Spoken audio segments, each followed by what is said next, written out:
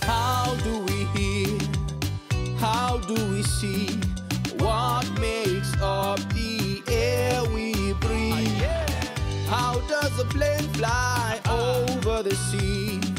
How do the planets float so weightlessly? Let's go! Let's go! It's technology. Let's go! Let's go! Science, you and me. Let's go! Let's go! We're learning every day. Let's go! Let's go! Engine leads the way. Hello! Welcome to Engine, the science show for kids. My name is Jiji, and in today's episode, we have buckets of delicious facts for you. Together, we will process all the challenging words and ideas so that you can digest them easily. Can you guess what we're investigating today? Moo! That was close. But it's not moo. Think again. Look at all these fabulous, yummy foods that I have here. Cheese, yogurt, ice cream. What do all these delicious foods contain? Cheese is made out of milk. Where does milk come from? From a farm? From plants? Milk comes from a shop. Milk comes from cows and goats. We take milk from cows and we put it in a bottle or a box.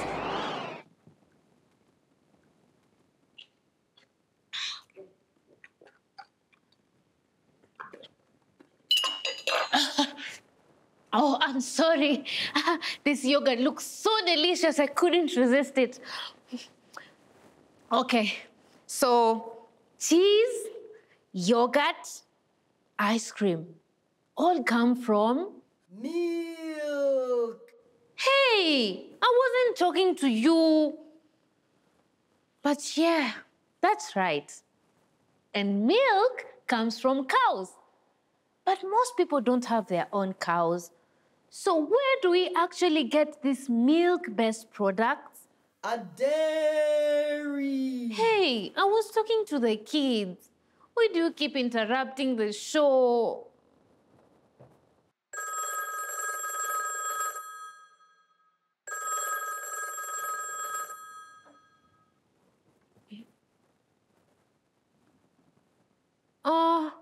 Hello? Ah, that's much better, Jiji. I don't want to moo so loud to make myself heard. Glad to hear that. That was most disturbing. Anyways, who am I talking to, please? My name is Moodonna, and I'm a dairy cow. I make milk for a dairy.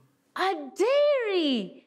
That's why humans process milk to make it safe for drinking. Dairies can also turn milk into things like yogurt, cream, and cheese. I call this process from cow to cup. From cow to cup? Cool! But hang on, Moodonna. How do you actually make milk in the first place? We graze in fields, which they call paddocks. And the farmers also feed us in barns, which they call zero grazing yards. Our bodies turn all the good things that we eat into milk. Aha! If grazing means eating grass from the fields, then zero grazing yards must mean places where you eat food that is not grass, right? You are quite clever for a human. Zero grazing yards are where they feed us special food to make us produce more milk. Fascinating! Can we visit a dairy so that we can see all this happening? Of course, my dear. Get off the horn and let's take a trip to Kavehura Farm in Uganda.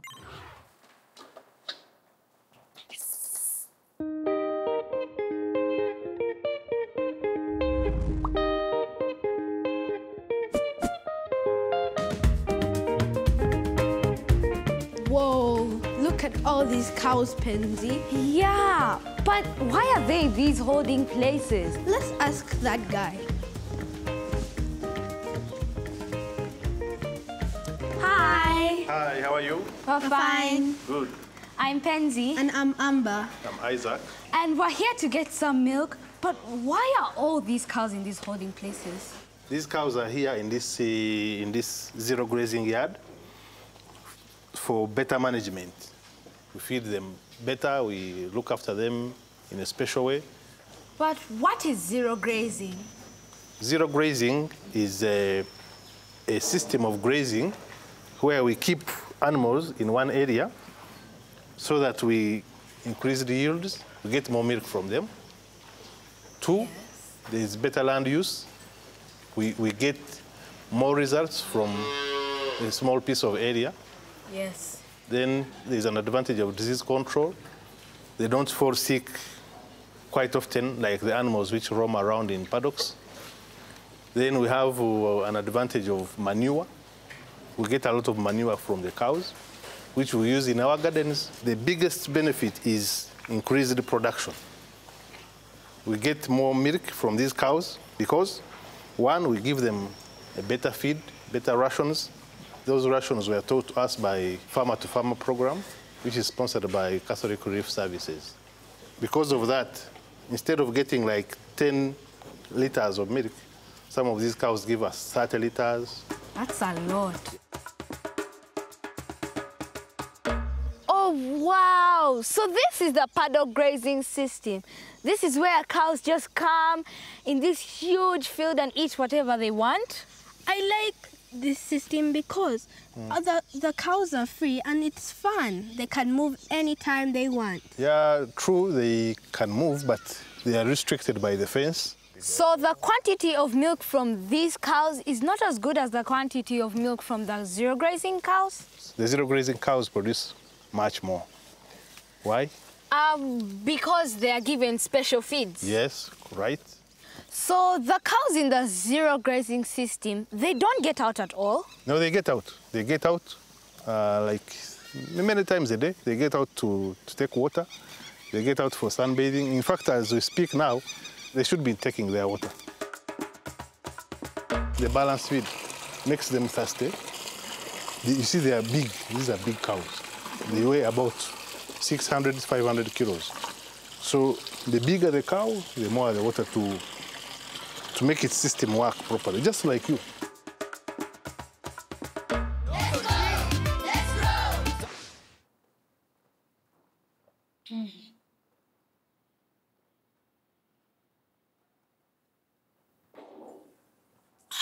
Phew. It is thirsty work being a dairy farmer.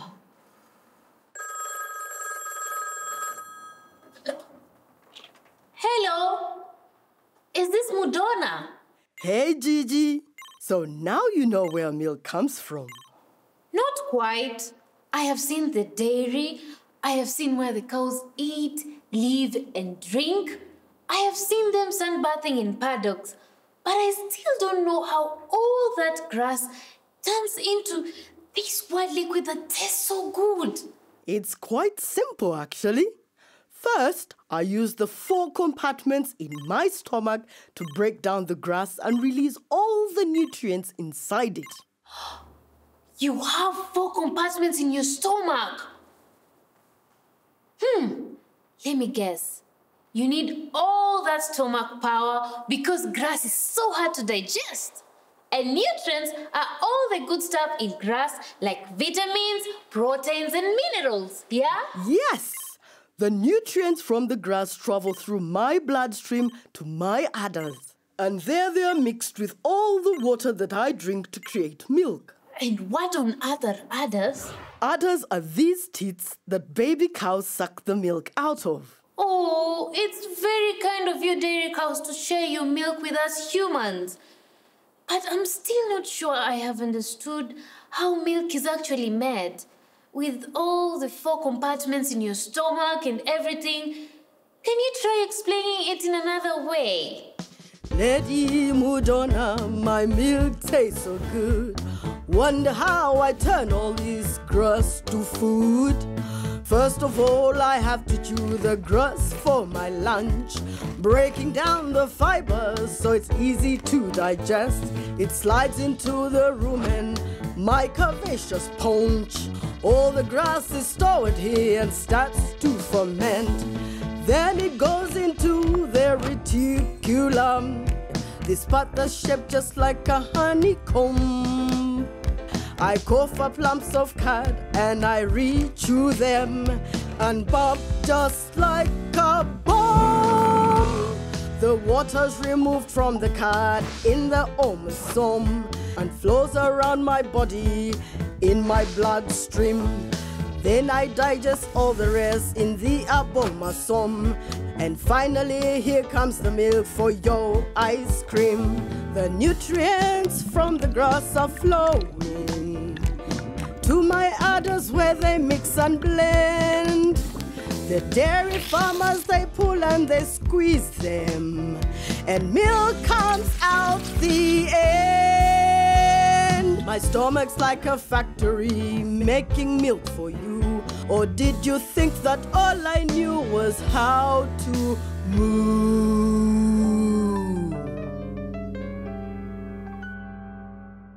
So this cow dung, we use it for fertilizing our grass gardens. Okay. Yeah. That grass, after it grows, it's the same grass that we use to feed our cows here. Wow. So the cows are actually helping to fertilize the grass that they're going to eat? Yeah, that's true. After fertilizing, we cut the grass, we harvest it and feed the cows. So the cows help in their own feeding cycle? Correct. That's correct. Yeah. What we are doing now is mixing silage and hay.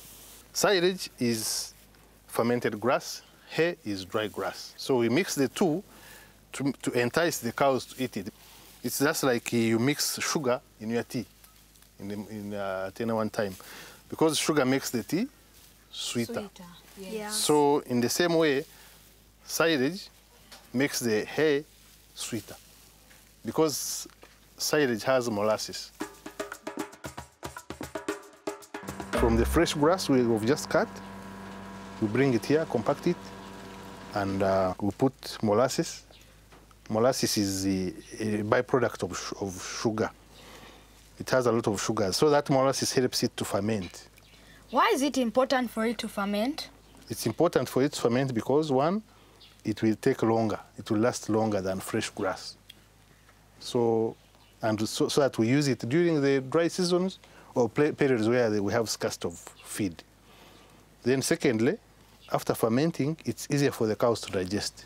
If you don't ferment it, would the cows not digest properly? They would digest it, but it takes longer. It takes longer. So the process of making milk for the cows is longer. Wow, Moodonna, your feeding cycle is so clever. You eat grass and then your smart stomach extracts nutrients out of it. The nutrients then go into your body to keep you alive and healthy. Some also goes into the milk, and that is what makes the cow's milk good for us humans. And did you get the part about what happens to the cow dung? Yes, I did. Dung is great fertilizer that helps plants like grass to grow. Cows put out dung, and that makes the grass grow even better, meaning your digestive system is helping you grow more of your own food. Perfect. Now you have understood very well what they mean by the feeding cycle. That's how clever we cows are. Sure, Moodonna, you're not just a pretty beast. By the way, whenever I buy milk at the shops, I always see this word, pasteurized, on the labels. What does it mean? To make the milk last longer and safe for humans to drink, you first need to heat up the milk for a while. This process is called pasteurization, and it kills off the bacteria. Do you know what bacteria are? Yes, I do. Bacteria are tiny creatures that can live in food and drinks, including milk, and it is bacteria that makes food to go rotten over time. Correct. and the pasteurization stops it going rotten. It is a very precise process. The dairy farmers heat the milk to just the right temperature and then cool it down immediately. All this knowledge is making me thirsty for more milk.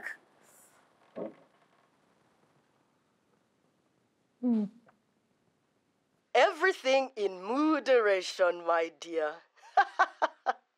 Now, would you like to see the dairy farmers pasteurizing the milk in their factory? Yes! Let's go! Let's know!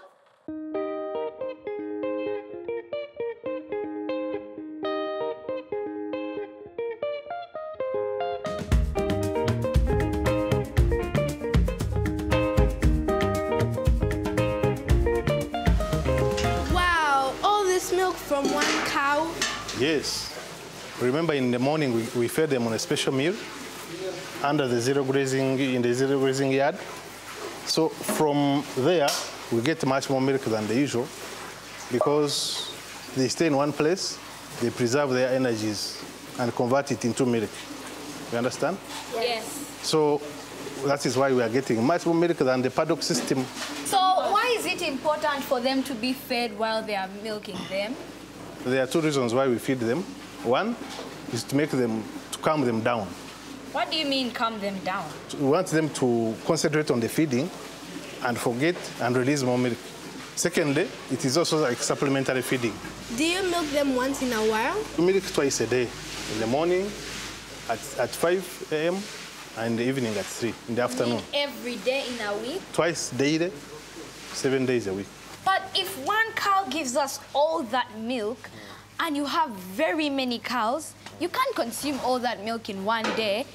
Doesn't it get spoiled? But if it gets spoiled, it becomes fermented, and fermented milk equals yogurt, isn't it right? No, fermented milk is not yogurt. Huh? Yeah.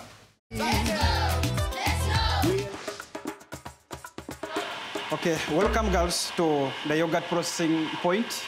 We are going to look at the process of how to make yogurt. Pasteurization, it helps us to kill the bacteria in the milk. This is our pasteurizer.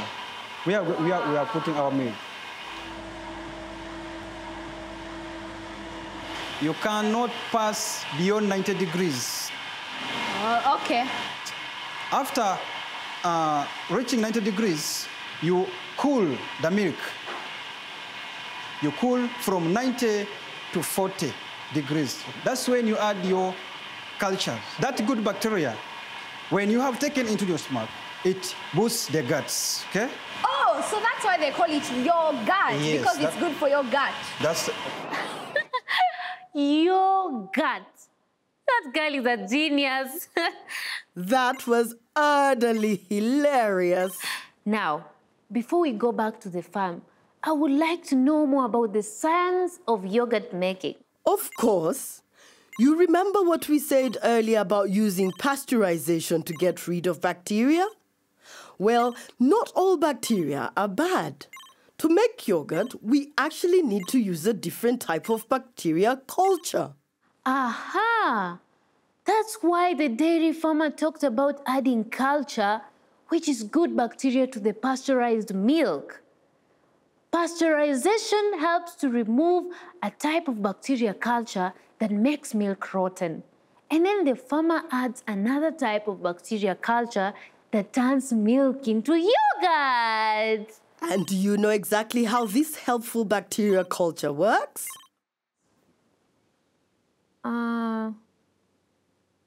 It's called fermentation. That's where the bacteria culture reacts with sugars to create new kinds of nutrients and flavors. And fermentation also makes the yogurt last for longer, and it makes it nice and thick. So, can you think of any other kinds of food or drink that are fermented? Some common ones are cheese, beer, and bread. They are all fermented with bacteria. Ethiopia's staple food is fermented pancake called injera. Some people drink fermented ugali as porridge. Actually, lots of our foods and drinks are fermented. Come to think of it. Yes.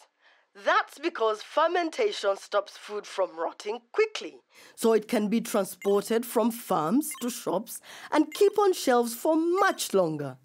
And as you said, it adds a lot of extra nutrients and interesting flavors. So you humans just love fermented things. Especially musicians. Eh? Why is that? Because they also love culture. Duh. Ho, ho, ho, ho. So after adding culture, you put your yogurt in an incubator or in a fermentation tank. You leave it to ferment for 8 to 10 hours. That's when we come and break to mix that yogurt into a smooth state, right? Yes. Yes. After mixing that yogurt, then we are ready to pack. Now we are in a process of packing. As we are going to pack, before we pack, we'll first add in flavor. Like this one, this is a strawberry flavor. Yes? Yummy. You guys like yogurt?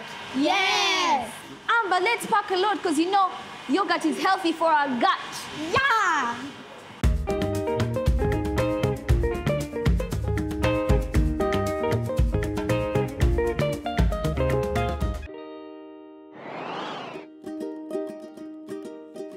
You will need some milk, a cooking pot, some yogurt, an empty jar, a tablespoon, and a towel.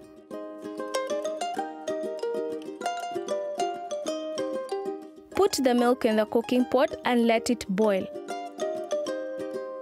Remove the milk from the fire and let it cool down until you can comfortably dip your finger into the milk for 10 seconds. In the empty jar, put 1 tablespoon of yogurt, then add the lukewarm milk and stir.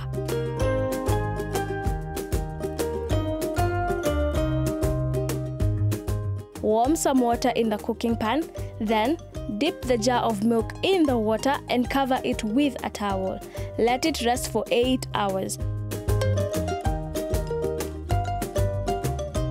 After 8 hours, uncover your yogurt and enjoy. Yummy! Let's go! Let's roll!